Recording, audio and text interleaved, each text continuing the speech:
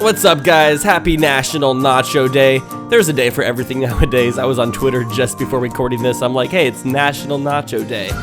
Now I'm about to go get nachos after this because any excuse to get nachos is an excuse I will take. Anyways, welcome back to Let's Build the Ultimate Theme Park in Roller Coaster Tycoon World. LOL, just kidding, that game sucked ass. And Planet Coaster. First thing you'll notice is I did some terraforming off camera for a couple minutes. I sort of marked out where I want my castle to go, so I drew a moat. That is gonna, you see that giant circle? That's gonna be the moat for our castle, and then the castle will be in the center of that, and that's where our next coaster is going to be. And then the next thing that I did is I sort of marked out where the monorail is gonna go. I wanted to start planning a little bit this episode what the rest of our medieval kingdom was going to look like, and so sort of throughout this episode I make a few changes to the land. I built a few rides because I wanted to just sort of mark out what was going to happen. Although I shouldn't really be planning on new things for us to build until we finish building the things we've currently started. The main mission for today is going to be to finish the scenery for our car ride that we have in the medieval section. We've been working on the scenery for that for a long time. It's been like 3 or 4 episodes because there's just so much scenery that has to be placed around that car ride because it's pretty expansive, and it's just, those are the types of rides that they're not very fun to actually ride, so you have to make up for it by the environment that the ride is riding through. Also, sorry that my voice sounds a little bit congested. I'm getting over a small cold. That's like the worst thing that can happen to you as a commentator of things, is to get a cold, because then it makes you just sound weird and everyone's like, ugh, it kind of sounds gross to talk to or listen to. Like, damn. Okay, so now I'm going to start placing some scenery. So the first part I'm going to be working on is a little space in between the houses right when the car ride starts. I wanted to have an archer out here just practicing some of his archery, doing some target practice, shooting some arrows at a hay bale. Kind of seemed like a good natural thing, and I'll put some just like flowers and trees in there. The next thing I wanted to do is I wanted to finish up this house. Now, as you see, I kind of made a mistake while building this house. I built it as 2 separate buildings. That's why some of these walls don't align with each other, but I'm kind of okay with it just because of the fact that it'll make this house a little bit more variant. It won't be just like a straight up wall. It kind of indents a little bit. It kind of seems a little bit more realistic in that sense. I made that mistake because I sort of was building this house while I was building that wall around the market section, and I was building like separate sections on different buildings, and that's how it kind of got mixed up. But I ended up making it all work out in the long run, so everything's okay. Now, something I do want to talk about is building these medieval style houses, like a village house, are some of the most difficult buildings I've built in Planet Coaster thus far. There's just something, you have to put way more detail into these types of buildings for them to look natural and realistic. Now, the sci-fi buildings, you can kind of put in as much work as you want for it to look good. For the sci-fi buildings, if you put nothing as decorations, it kind of just looks like it's a more sleek looking sci-fi building. But for these village houses, if you don't put a lot of detail, it just does not look as good, which is why building houses in this section of the park is taking way longer. But I'm kind of okay with it. Luckily, they give you lots of wood plank options, so you can use the wood planks to kind of add some framework to the outside of your house, because back in those days, they didn't just cover everything up with bricks. There's lots of wood and poles and logs on the outsides of the houses too, so you got to kind of keep that in mind. And one problem I did have with this house is it's really, really close to the house next to it. Like, it's really just butt up into it, but unfortunately, there wasn't really anything I could do. It still looks good, but in the real world, you probably wouldn't place houses that close to each other, like break some fire code of some sort.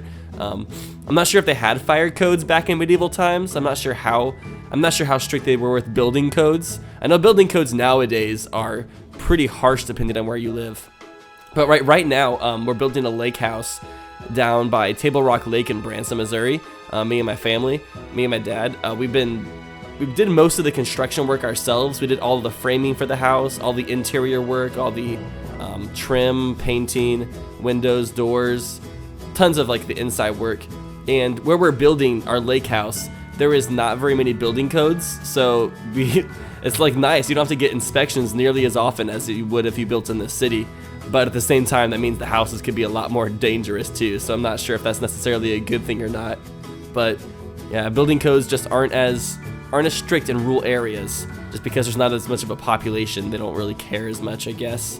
There's pros and cons to both sides of it.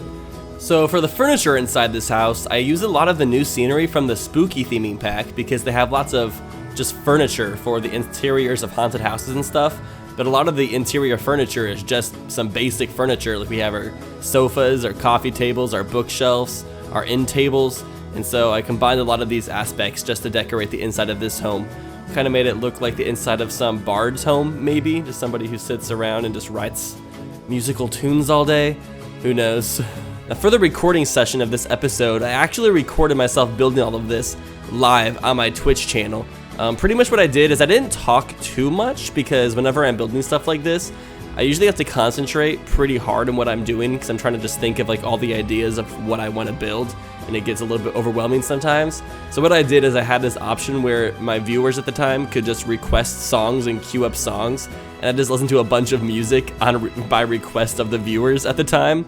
And I had to listen to like a bunch of weird music. I also heard a lot of good music too that I hadn't heard before, and then also there was a lot of good music that I had heard before as well. It was pretty fun. It was definitely one of the most chill streams I've done. Like I said, I didn't talk a whole lot, but I do probably plan to do some more of that. I probably won't do live streams for every recording session of this game, because sometimes I just want to sit down and just play the game. But something I really want to do, like emphasis on really, is I do want to have a stream session or like a stream thing where I play through the career mode of this game, because I could do a lot more commentary if I'm playing through the career mode, because if I'm playing in career mode, I'm not going to build my park as detailed in the scenarios for this game, because there's just no need to add as much scenery. I'll be a bit more basic. I'll use more blueprints and stuff. We'll just kind of go for more, we'll play the game more as a game rather than a really detailed sandbox editor, I guess. Because playing this game in sandbox mode is completely different from playing in career mode. When you're playing in career mode, you're focusing way more on the actual functionality of your park, because you're trying to keep your guests happy, so you're focusing more on like the maintenance, your crews, the construction, the handyman, the entertainment. You want to make sure that there's like food and drinks for the guests. You want to make sure that you want to have scenery, because whenever you're playing in campaign mode, scenery is important. You want to put scenery around the queue for your rides, because the better your scenery is for the ride. You do have a rating for the scenery on your ride, and more people will ride your rides in the actual game if there's more scenery around it. This game does reward you for placing more scenery, which is really nice. Also, just a side note, this little piece of scenery I just placed with those little talking people reminds me a lot of Shrek, whenever Shrek and Donkey first go into Farquaad's castle and they have this little puppet animatronic that welcomes them into the castle.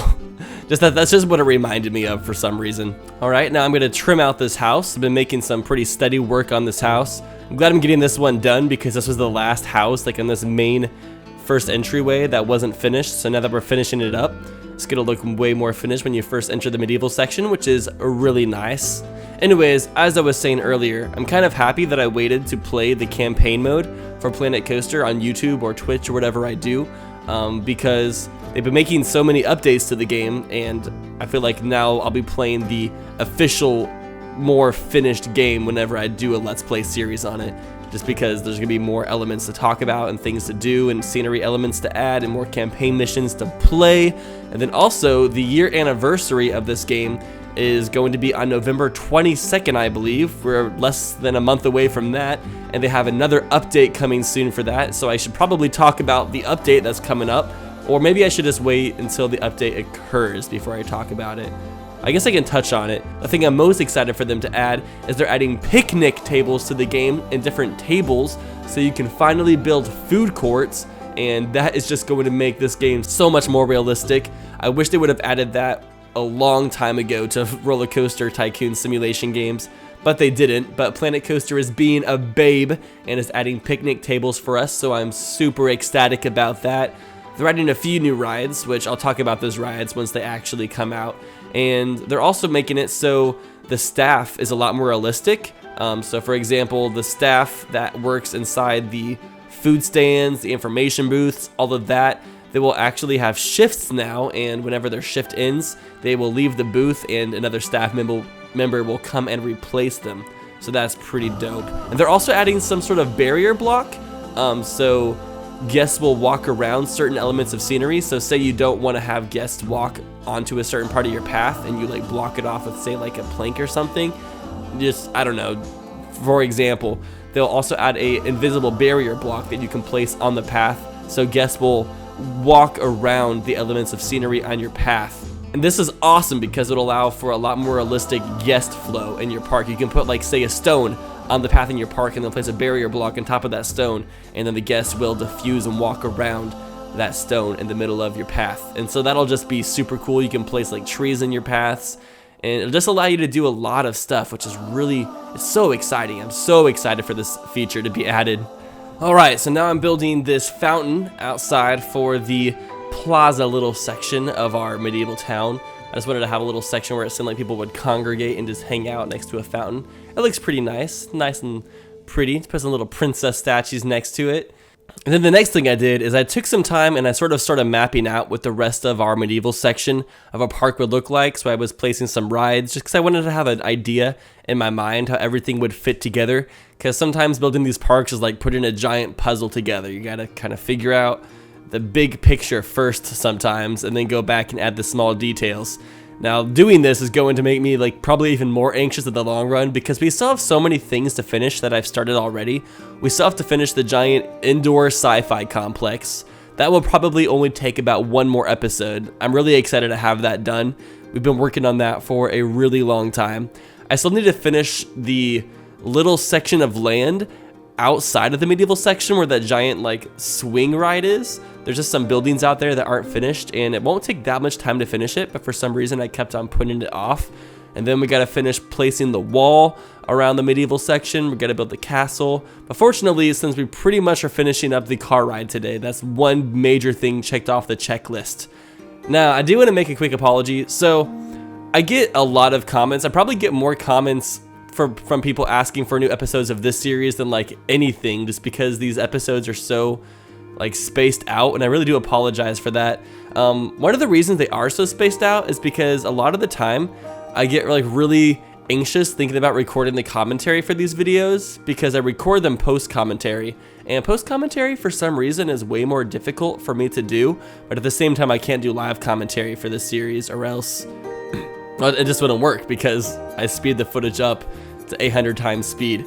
I had a commenter asking me if I recorded the commentary for the series live, and I was like, yes. Whenever I record the gameplay, I talk really slow and really deep. So then once I speed it up to 800 times speed, then it sounds like my normal commentary voice. It's movie making magic, baby. Movie making magic.